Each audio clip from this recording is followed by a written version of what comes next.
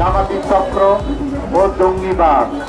যেরকম গণতান্ত্রিক রাজনীতিতে, বাংলাদেশের সাংবিধানিক রাজনীতিতে সংকট তৈরি করেছিল, ভেজাল তৈরি করেছিল, দূষণ তৈরি করেছিল, তেমনি বাংলাদেশের সাম্প্রতিক কালে খাদ্য, ঔষধ, মাছ, মাংস, তরকারি, ফল ফলাদিতেও ভেজাল ও কেমিক্যাল মিশ্রণ করার মধ্য দিয়ে মানুষ মারার অসাধু ব্যবসা করে চলেছে।